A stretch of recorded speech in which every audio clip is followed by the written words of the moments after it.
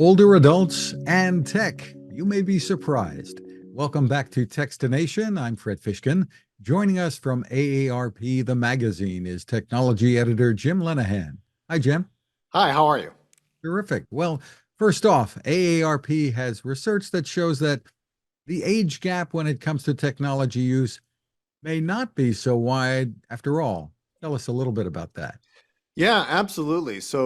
We publish our annual Tech Made Easy guide, AARP The Magazine, and what we're really finding as we do this reporting is that that whole idea of like the digital divide or digital natives and whatever non-natives, a lot of that's just going away. A lot of that's being erased.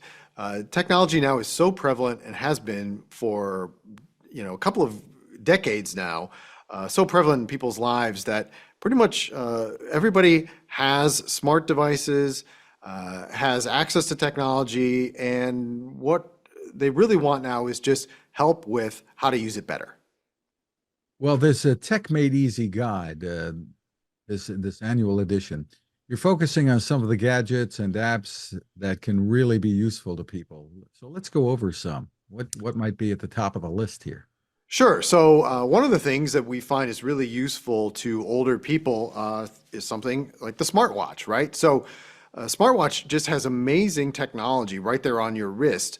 Specifically, what's really helpful to older people is the health technology that's built into it. Many of these watches now have things like heart rate monitors, even sleep monitors. You wear it at night, so it can tell you, give you data on, how much good restful sleep you're getting. Ways that can be really useful then is knowing how you might want to change your sleep routine to make that even better for you. There's just a lot of great technology in these smartwatches that people may not realize. And getting the most out of them isn't always obvious, right? It can be a little bit overwhelming at first, and what we advise people is focus on the features that are important to you. Don't get so worried about the fact that there's so many options on a lot of these devices. Focus on what's important to you, learn how to use that, master that, and then maybe you can move on to something else. Payment apps. Not everybody uses them. What might be some reasons why they should? Yeah, absolutely. These are becoming really common. So common now that, Venmo is like a verb. People say, just Venmo me that money, right? If you owe somebody money on some, tickets that they bought for you. There are a number of different payment apps. There's Venmo, there's PayPal, there's Apple Pay, there's some others out there.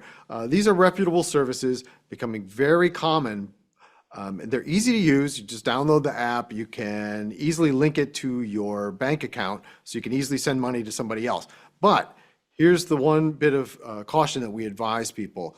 Because they're so popular now and there are so many people on these apps, it can happen sometimes that you may see a lot of similar looking names, names that are similar to the friend you're trying to send the money to. So be extra sure that you have the correct person. Double, triple check that username, check with them, make sure you have it right. Use the safeguards that are built in a lot of these apps where you enter the person's phone number.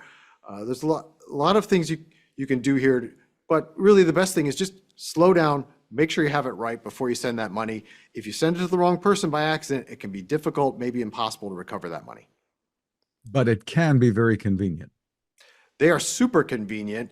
Like I said, so convenient that it's really becoming the norm now. People don't carry cash like they used to for a lot of different reasons. We're just becoming more of a cashless society. So this is really the way to make payments. I mean, I mentioned paying back your friends for something, but even things like a lot of service providers now, say the guy, landscaper at your house or that sort of thing. This is how they want payment now these days as well. So it really is something to really get used to and understand and be able to use with ease. Now, my checkbook is getting so dusty. Oh, absolutely. In the car, there's a lot of technology these days. What can be most useful? Yeah, so the one that we found that's really useful is something called adaptive cruise control. People have been driving, they're familiar with cruise control. You set it to a certain speed, and you don't have to have your foot on the gas pedal.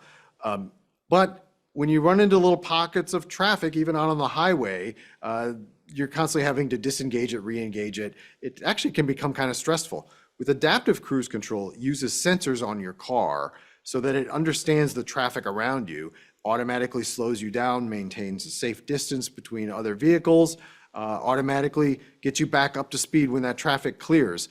It is a safe technology, making driving safe, and it also makes driving less stressful. It really does make things safer. A lot of these technologies now in the cars, they make driving safer and can have real benefits to older people, keeping you behind the wheel longer. Adaptive cruise control is one, but there's also things like lane centering technology or drift detection, things like that. What we find though is for older drivers who've been driving for a long time, they're initially a little bit skeptical, right? I don't necessarily want this stuff, but what we encourage people is try it, get used to it.